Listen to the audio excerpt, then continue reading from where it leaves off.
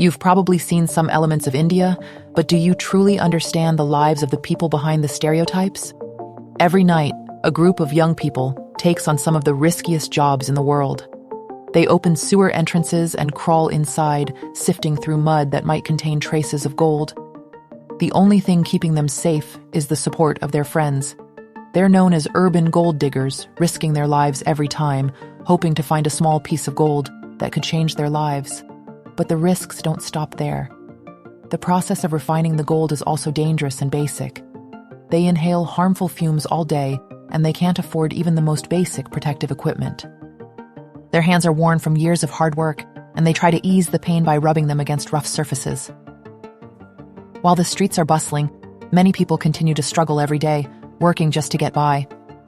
In other places, heavy loads that require trucks to move are carried by elderly men who should be retired, but instead, they use their own bodies to carry the weight. Now, we take you to Kolkata, India, the third largest city in the country, after Mumbai and New Delhi, and one of the cities with the most noticeable wealth disparity.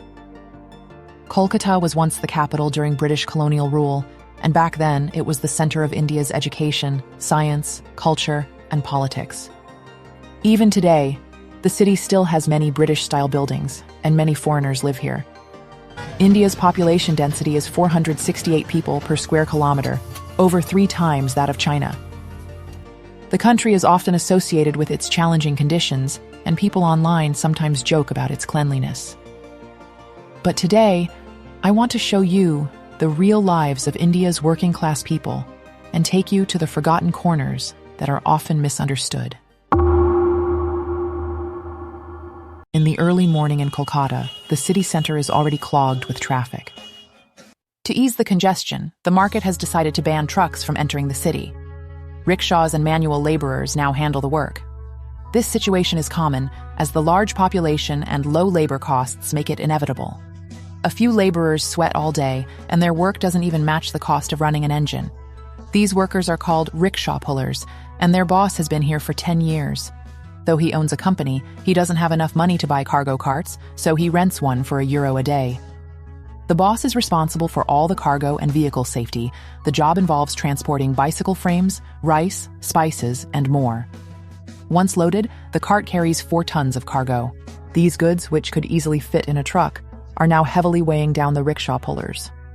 Together, they manage to move the cart, but they still have to travel 6 kilometers to deliver it. 3 people pull in the front, 2 push from behind, and the boss manages the team and traffic around the cart, ensuring no congestion occurs. When asked if it's harder to pull or push, the pushers quickly respond, "It's definitely harder for the ones pulling." Stopping 4 tons of cargo on a slope isn't easy. It's a bit easier uphill, but downhill, the full weight falls on the 3 in front, and they have to control the cart's speed and direction with all their strength. They rely only on their tired bodies, fed by simple meals. Carrying heavy loads takes a huge physical toll. Every so often, they must stop and rest. This heavy work feels like a constant burden. Leg injuries are common, and sometimes the cargo can cause serious injury. If they break a bone and can't work, the consequences would be devastating. Honestly, these rickshaw pullers truly deserve their reputation. In just 2 hours, they pulled 4 tons of goods for 6 kilometers, but they do this twice a day. One of the rickshaw pullers, Bind, was once a farmer. Unable to find any other work, he took this job to support his wife and 4 children. Years of exhaustion and hunger have left him thin and frail. But Bean believes, as long as he has work, there is still hope. His daily earnings range from 2 to 4 euros, which is more than many men in rural areas can earn. At night, after a long day of work, the rickshaw pullers can't fully relax. They sleep wherever they can, often on the streets. But even when they rest, they must stay alert. The cargo on their carts is a target for thieves, and if it's stolen, they must compensate the boss at full price. That amount could wipe out days of hard work, so they take turns guarding the carts, which is one reason they sleep by the roadside. In the morning, they use cold water to wake up their tired bodies. But some are so exhausted they can barely get up to work, just like Bind now. Luckily, his companions understand and help take over. Bind talks about his dream, working hard every day, pushing himself to earn money so one day he can return to farming. But he knows it won't be easy. In India, Land is privately owned, and its distribution is highly unequal. Studies show that income inequality is severe, with rural areas facing a high Gini coefficient. The Gini coefficient measures inequality, and a higher number shows greater disparity. A coefficient of 1 means complete inequality, while 0 means perfect equality. Globally, a Gini coefficient below 0.2 means a country has equal income distribution. 0.2 to 0.4 means it's fairly balanced. 0.4 to 0.5 shows a noticeable gap, and over 0.5 indicates a big divide in income. So, with India's Gini coefficient at 0.76, it shows a massive wealth gap. 31% of families don't own any land, 80% own less than 1 hectare, while 20% of the wealthiest families hold 78% of the land.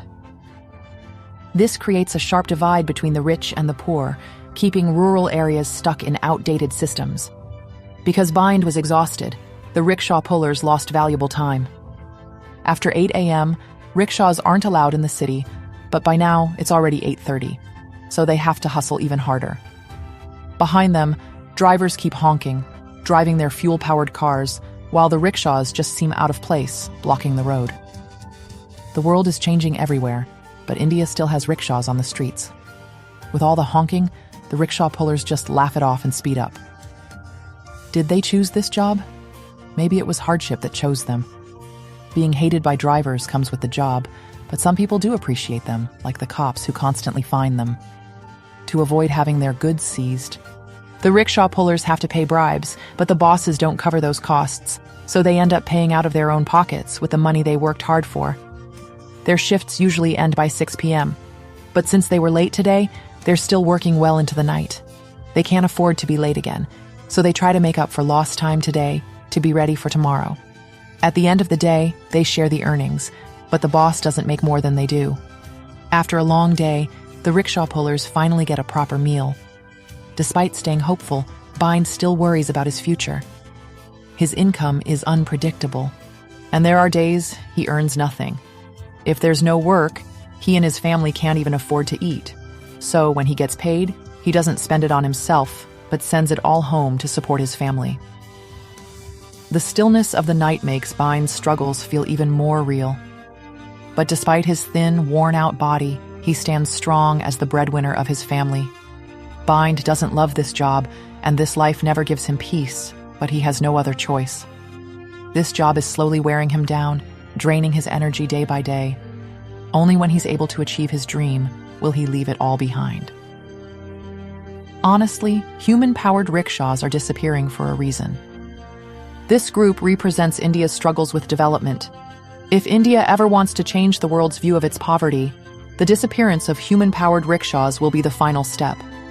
The rickshaw pullers will rest, sleeping by their carts. The night draped Kolkata in silence, but some people couldn't stop because their work was just beginning. At 3:10 a.m., the city's gold hunters started their day. It was when the goldsmiths would shake the gold dust off their clothes, and that dust would fall to the ground. The gold hunters would sweep it up with brushes, gathering it into piles. After sweeping the whole street, they started panning for gold. Today, their hard work paid off, as the young man saw a small streak of gold on his finger, feeling like his dream was finally within reach. Gali, the leader, said excitedly, "The dust on the street is my paycheck," and the brush in his hand was his tool to cash it in. Besides street dust, the mud in the sewers also contains gold, but it's filled with countless viruses, and just stepping into the water is unbearable, not to mention enduring the smell while digging in the muck for hours. After carefully collecting the mud, they were just one step away from their dream, the refining process. On a rooftop, this makeshift refinery uses nitric acid and mercury, mixing them with the mud they brought back. The gold dust is absorbed by the mercury. This process is very basic. They rub the mixture by hand, causing their hands to corrode. But they never complain, just rubbing it against the wall for some temporary relief. Then, Gali heats the material in a pot, letting the mercury evaporate, leaving the gold behind.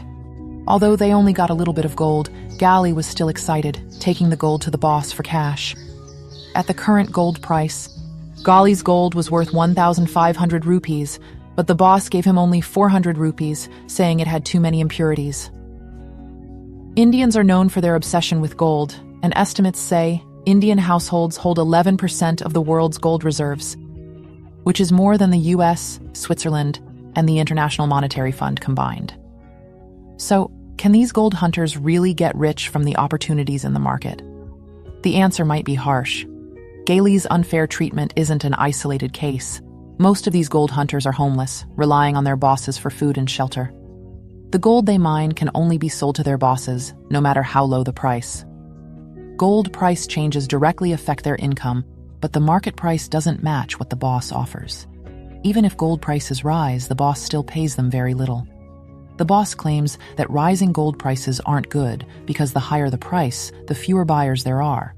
And the gold hunters end up with nothing to do, so the boss keeps the gold price low, ensuring there are always buyers while keeping the workers employed. This clear exploitation, the gold hunters can't argue with, but at least they still have one choice: to secretly work with other bosses. The amount of mud from the sewers is so much that simple refining methods don't work anymore, so Gali decides to sell it to a big boss with a refinery for cash. The big boss's factory is by the Ganges, far from here. When the big boss arrives, the sun is already up. Even though Gali tries to look experienced, the boss sees through his inexperience and boldly offers 5,000 rupees. After some haggling, they settle on 5,000 rupees, but this batch of mud could have sold for nearly 10,000 rupees. The factory by the Ganges is part of the boss's family business, where all the mud he buys is processed. Unlike Gali's primitive methods, the big boss's workshop has entered the industrial age, with every step carefully controlled: drying, grinding, filtering, and chemical processing. Even though the factory has toxic mercury vapors, the final refined gold almost always satisfies the boss. Ignoring the physical toll, the resulting gold is the best proof. This piece is worth 54,000 rupees from processing 350 bags of mud. But it's still a gamble. They could either get gold or end up with nothing. The boss's survival depends on his keen observation and experience. The next day, Gali walked into the big boss's factory again, this time bringing fresh goods. Would the boss try to pull the same trick again? After what happened last time, Gali wasn't backing down. He set his price at 7,000 rupees, but the boss dropped his offer even further, only offering 3,000. Gali didn't waste words. He knew the boss was trying to take advantage. Without hesitation, he grabbed his samples and walked out, looking for a better deal. This time, Gali hit the jackpot. He found a boss who offered a fair price and sold the goods for 7,000 rupees. It was just the beginning, but Gali knew he was one step closer to his dream. With that money, he could finally move out of his boss's house, breaking free from the exploitation. Standing in his own place, Gali couldn't contain his excitement and shyly whispered, "Merry Christmas." The road ahead was still long, but for the first time, Gali could pursue his dreams without fear. Even though the sewers were filthy, his hopeful heart remained as pure as ever. In rural India, there's a tough way to make a living: coal theft.